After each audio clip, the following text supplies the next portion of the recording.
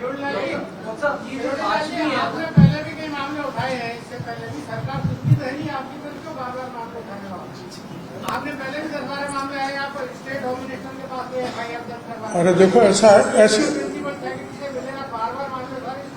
ऐसी बात नहीं है। हमने सब इंस्पेक्टर का मामला उठाया, आपको पता है मैं SOG के दफ्तर भी गया था, तो पहले तो 14 ही सब इंस्पेक्टर गिरफ्तार किए थे, अब 100 से ज्यादा सब इंस्पेक्टर और 2 RPSC के मेंबर जेल के सीख चुके हैं। आप ऐसा कैसे कह रहे हैं, हमारी बात नहीं सुनी जाती। आपने जो बताया 5वां मामला, तो वो इसी साल दर्ज हुआ है। वो इसी साल दर्ज हुआ है, शायद जून के महीने। हाँ, इसी साल। सब 3 महीने हो गए, क्या पुलिस ने अभी तक कोई कार्रवाई की? मैं इस संबंध में मुख्यमंत्री जी से मिलूंगा। पुलिस पहले की तरह से मुकदमों को रफा दफा नहीं करे और इसमें पुख्ता कार्रवाई करे।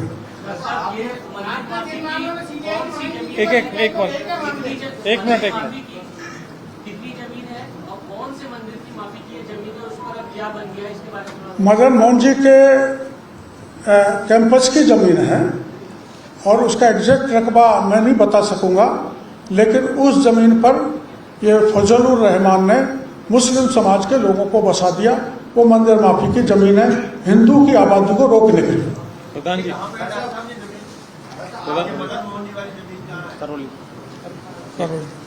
नहीं, गोविंद देव जी, गोविंद देव जी।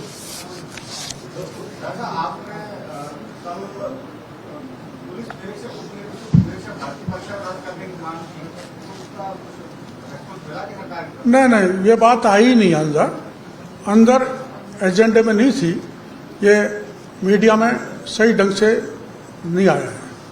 डॉक्टर साहब, आप आंदोलन कर रहे हैं, कई सालों से हम भी देख रहे हैं, आप यहाँ धरना देते हैं, आंदोलन करते हैं और किसी इशू को उठाते हैं तो आपके डॉक्यूमेंट होते हैं बाकायदा, आपकी नहीं सुनी जाती है तो आप सरकार के खिलाफ जो है एप्लीकेशन भी देते हैं, लोगों से मिलते हैं, नेताओं से मिलते हैं, लेकिन आप ही के MLA हैं बाल मुख्तारी, वो कहीं भी घुस जाते हैं, शराब की दुकानों को घुस जाते हैं, मीट की दुकानों को बंद करा देते हैं, आधार कार्ड की चेकिंग करते हैं, लेकिन कोई उनके पास जो है आधार नहीं होता है, ना ही कोई FIR दर्ज कराते। तो उसको लेकर गोविंद सिंह डोटासरा ने कहा है कि चौबंदी छाप हरकत कर रहे हैं।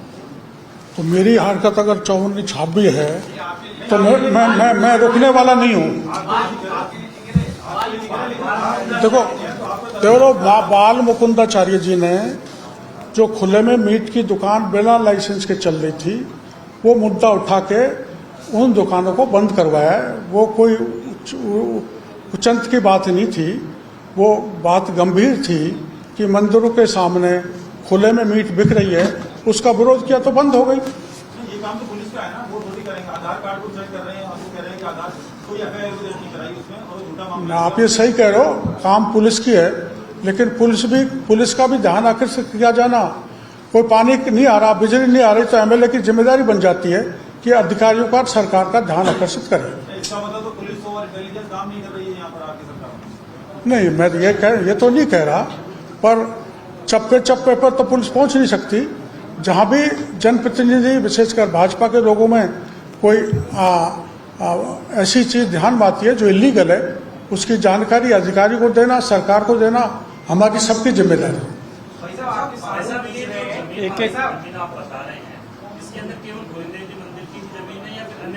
ना,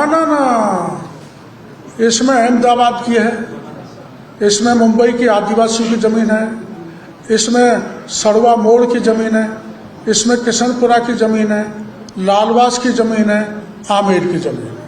आपके साधु पूछ रहे हैं कि जो किरोड़ी मीणा जी हैं, मंत्री की हैसियत से प्रेस कॉन्फ्रेंस कर रहे हैं या विधायक की हैसियत से? अब आप किसी हैसियत से मान लो, साधु जी से पूछ लेना, मैं साधु की हैसियत से पत्रकार वार्ता कर रहा हूँ। सवाल ये था कि कल आप कैबिनेट की बैठक में गए, आप कैबिनेट की बैठक में प्रोटोकॉल है कैबिनेट मंत्री जा सकता है, तो आप कल बैठक में जाके आए हैं, तो हम सब मान लेंगे कि आप कैबिनेट मंत्री हैं? आप कुछ भी मानो, लेकिन मैं इस्तीफा दे चुका हूं मंत्री पद से।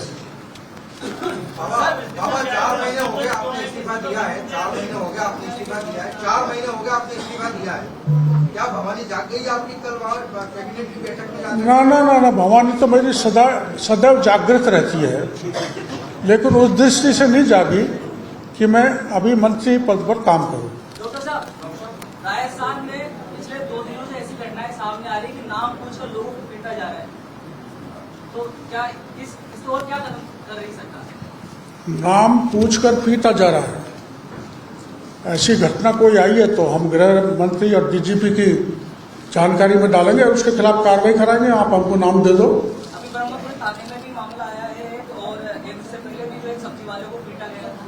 हाँ, हो सकता है, क्योंकि शरारती तत्व कुछ भी नाम बदलकर घटना को रूप दे सकते हैं।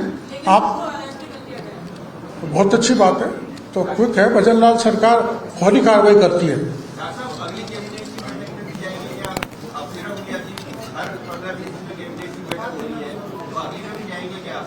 कुछ नहीं कह सकते। नहीं, आप इसको क्लियर कर दीजिए कि आप जो बच्चे आप इस्तीफा दे रहे हैं उस पर आप अड़ी करके मेरा इस्तीफा बरकरार है, इस्तीफे पर अड़िग हूँ। मुख्यमंत्री जी से बार बार निवेदन कर रहा हूँ और आपके जरिए फिर मुख्यमंत्री जी से निवेदन कर रहा हूँ कि मेरा इस्तीफा स्वीकार कर लो।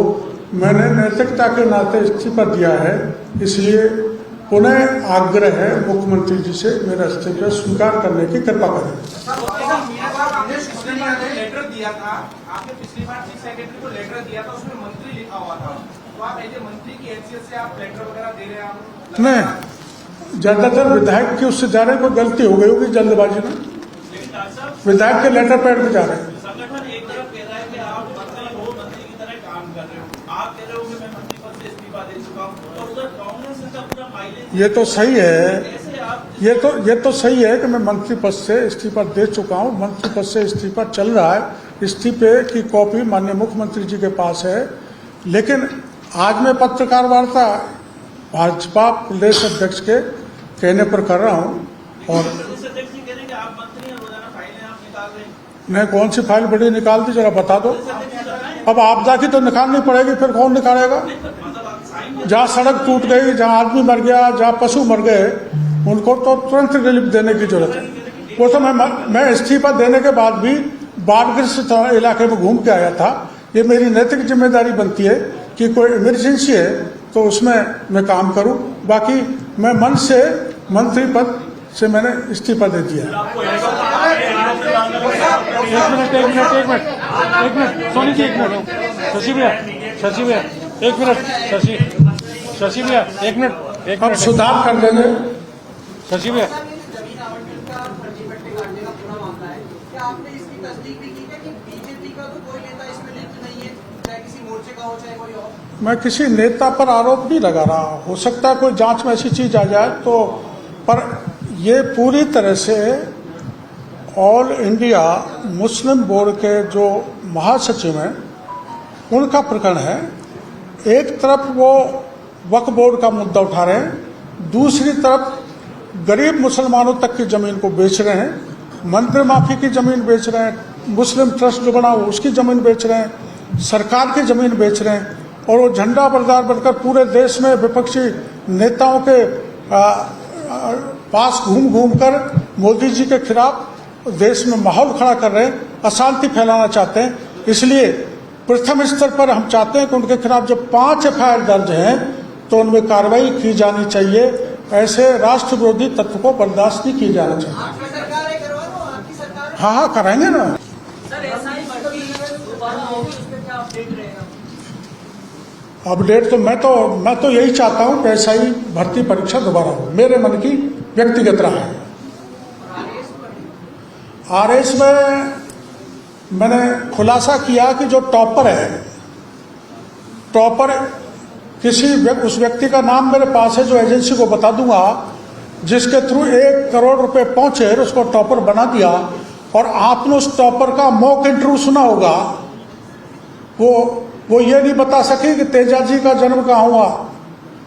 ऐसी RS की टॉपर है।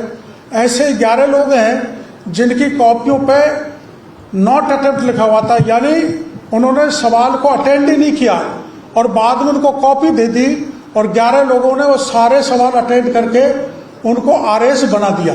एक मामला ऐसा था जिसमें एक व्यक्ति ने RPSC के चेयरमैन भूपेंद्र यादव को कहा कि कल इंटरव्यू है फला फला का, उसका 82 नंबर आएंगे इंटरव्यू में।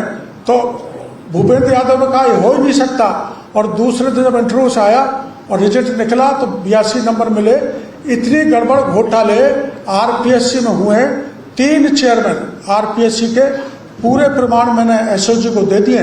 मेरे को भरोसा है कि जिन लोगों ने फर्जी दाखिला हुआ है, आरएस बने, उनके खिलाफ निश्चित रूप से कार्रवाई होगी। बाबा दिनेश कोलरिया ने आपको 500 करोड़ के मामले जो है वो चुनौती दी है, क्योंकि आपने जब गणपति प्लाजा पर जब बड़ी कार्रवाई करवाई थी तो दक्षिणी राजस्थान का बड़ा नेता है दिनेश कोलरिया, उसने कहा था कि 500 करोड़ का मानहानि का दावा करूंगा, आपको फिर से वो चुनौती देने के लिए तैयारी कर। देखो मेरी बात सुनो, मानहानि का दावा खोडरिया जी करें, आरपीएससी के टॉपर करें, फर्जी सब इंस्पेक्टर करें, फर्जी आरएस करें, उनको पूरी स्वतंत्रता है। मेरे पास पूरे प्रमाण है, उनको हिम्मत नहीं है कि मेरे खिलाफ मानहानि का दावा करें। मैं सत्यता करूंगी। धन्यवाद। आप सब लोगों को यहाँ पर मीडिया विभाग में तो दीजिए। अरे इसकी फोटो